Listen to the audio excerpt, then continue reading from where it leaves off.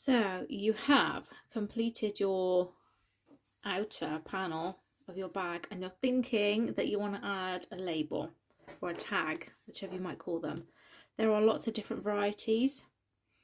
In this video I'm going to show you how to use the ones with that accent, which I find are perfect for going on busy fabric, pattern fabric, and that way you can actually see the label. This gives it a bit of a frame.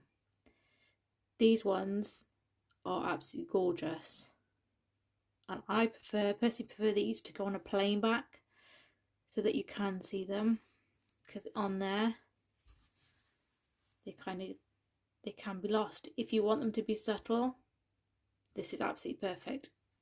If you do want them to stand out, however, I'm going to stick a border on it. First things first though, we need to make our backing. Now personally I like 1/4 inch all the way around. So what we need to do is just measure, try not to get you in the light, measure your, and this is the front plate. I've made many mistakes where I've used the backing plate and then it comes out the wrong size. So just measure and then decide how much you want around it. So like I said before, I like 1/4 inch, so that's a 1/2 inch on top of there and a half, so that becomes 2 by 1.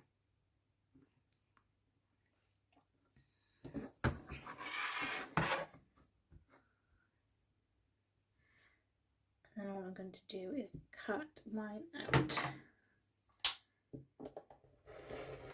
It's up to you how you choose to cut them, whether you draw and then use scissors. It's completely up to you.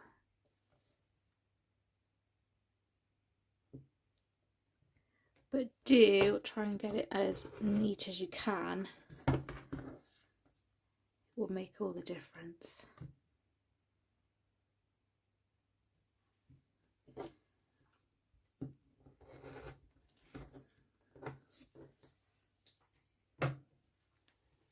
And then if yours is fluffy like mine, I just go in with my scissors at an angle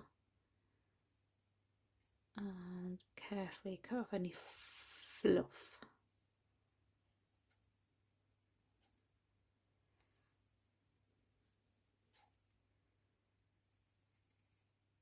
On my Harris tweed you won't notice, but you would if you on other fabrics.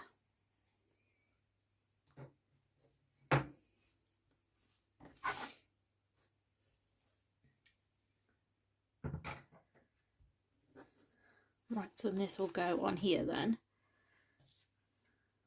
Lovely jubbly.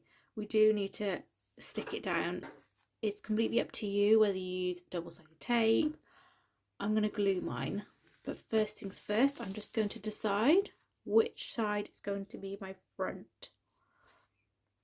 You might have a preferred pattern on one side, or if you're using, I've got these lines on my Harris tweed. The Harris tweed is absolutely beautiful, but you have to accept all the quirks that it is not perfect. There are no perfect lines, they are wobbly here and there. That one does go off a little slightly. So on that note, this one will be my front piece. Now before I start gluing, because I don't want to move it around after, I'm going to show you how I choose where to put it. Now we have to do a bit of thinking here. Hang on. Grab my longer really, yeah? Now this is the base of our bag. So you don't want this to be anywhere down here. You've got 1/4 inch for the seam allowance. 3/8, sorry, for the seam allowance. So that line there is the absolute bottom of your bag. So you don't want anywhere near the line, so it's got to be up here somewhere. This bit is the side of your bag. You might have a gusset, so this might work absolutely completely different to yours. But I'm also going to go my seam allowance in. So pretty much somewhere up there.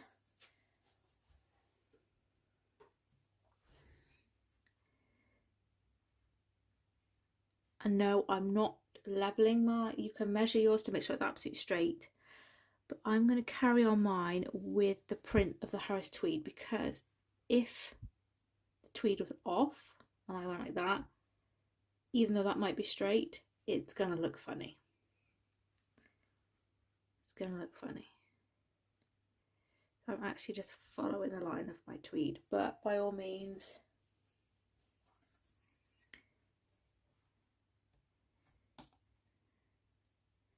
actually, this Harris tweed is pretty lovely and level.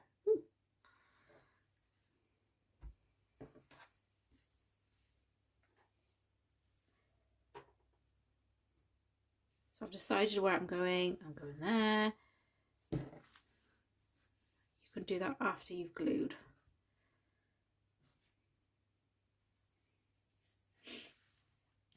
Now, bear with. I am a messy gluer, and the thing about this faux leather I have found is that if you glue it,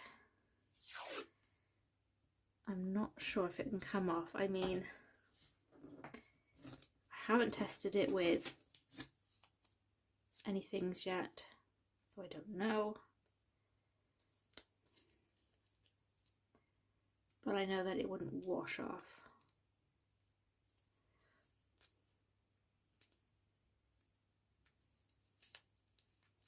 So I'm just protecting the front bit with my masking tape.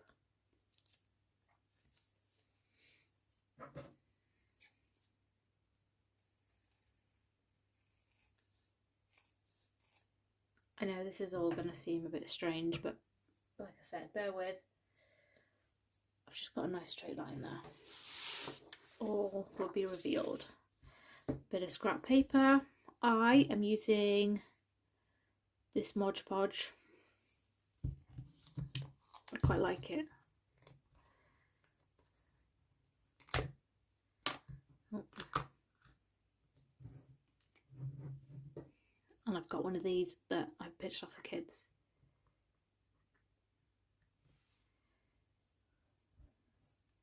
Try not to move your piece around, because if you glue on the paper and then move it, you're going to glue on the underside, which is why I've also got these little tabs on from my masking tape, so I can hold them without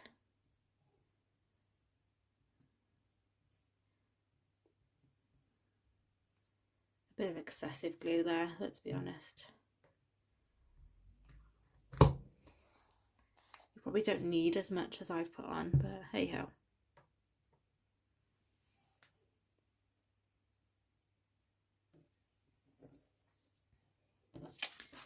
So I'm bringing this back. If you need to get your ruler out and measure again, absolutely fine. But the beauty of my little tabby tabs is I know where I'm going. I'm going to use them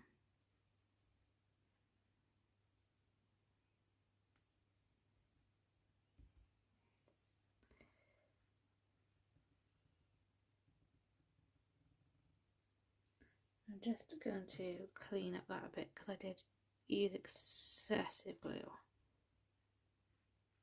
A bit glue happy, really.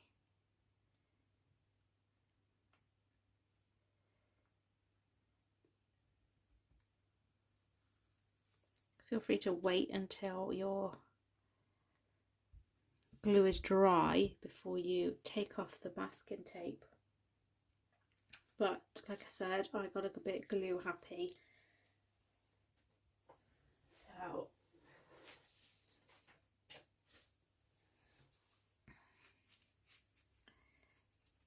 dibbity dabs.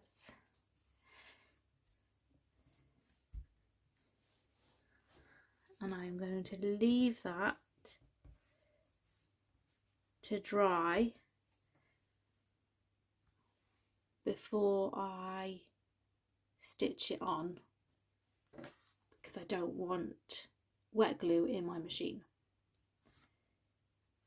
So we will come back in a minute, join me at the machine. Once that's dry, we'll stitch it on. Right, so we are all dry, and this is the reason I love fabric glue over double-sided tape, is that it shouldn't move anywhere. You will find a lot of faux leathers do have a slight stretch on them, and because the double-sided tape is in the centre, because presumably you want to keep it away from your stitches, the outside bit can still stretch. So with the glue, everything is hopefully secured.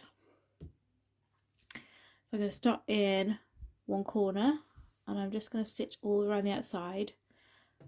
Make sure that you've got long tails to start with, and we're going to leave long threads at the end. If you've used an auto cutter, don't worry, just grab a scrap of something, make a couple of stitches and pull it out so that you've got your long tails ready to go. Now, for whatever reason with the camera, my machine is strobing a little on the light, so I'm gonna try and not have it on as much as more than I need to, is what I'm trying to say. So as your warning, there is a slight strobing. So because of the strobe effect, I am just gonna pause the video a sec. What I'm doing is I'm just sewing, top stitching inside the box. So I'll do this quickly and then I'll show you what I've done. Right, so I've left a long tail at the end. Oh, they've got together. So I have got 2 tails on the front and 2 on the back. Now one is going to pull a loop one way and one is going to pull the other. So pull your one thread, you'll see the loop comes from this side.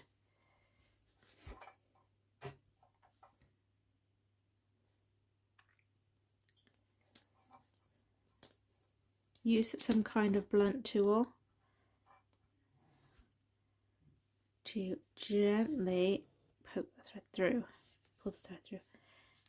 This one then will want to pull this way, there we go.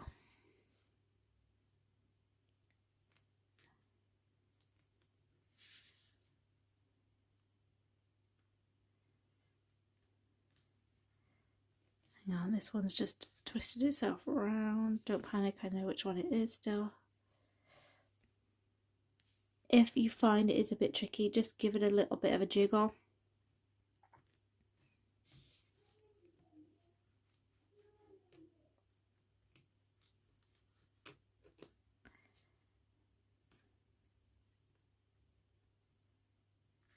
Come on.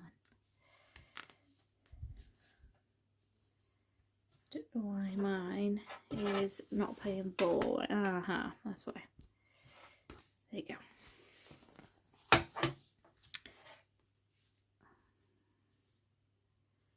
And then I'm just going to split them into 2s, any 2s, it doesn't matter.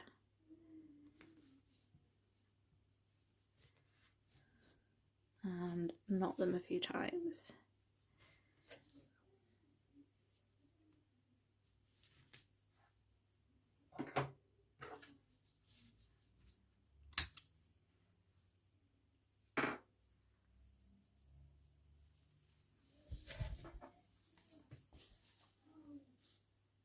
you can see there that I have top stitched inside the box. I've got no back stitching and it's all looking lovely jubbly. So now grab your backing plate and make sure it's nice and even centered inside your little accent backing frame, whatever we're calling it. I'm just marking the holes for the prongs here.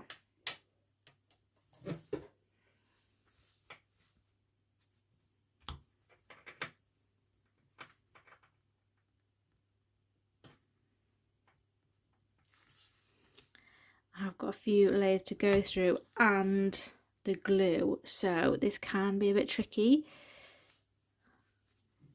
especially with the blunt seam ripper. So I'm just doing a little bit from that side.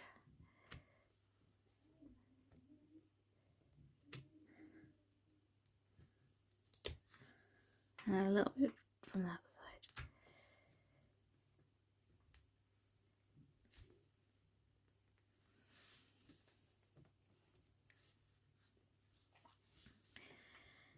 Mine does not want to play ball today.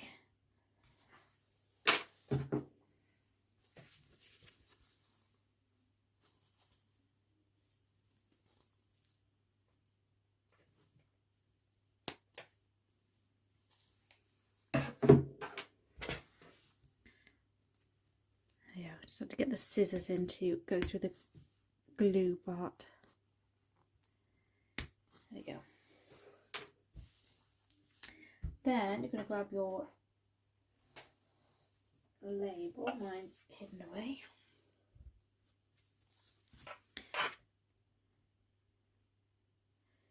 And pop it through from this side. You shouldn't, if you've got faux leather or cork, you shouldn't need fray checker. But then I wouldn't recommend doing this with a cotton backing anyways.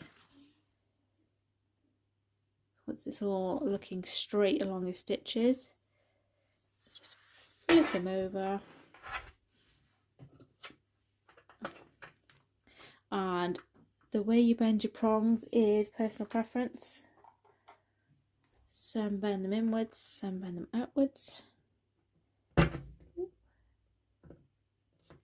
But these emerald ones are pretty sturdy.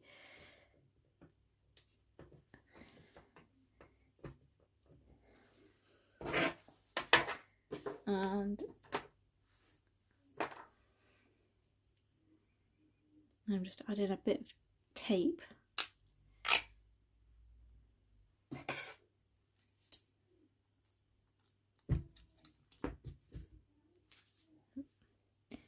This just protects the lining from the prongs.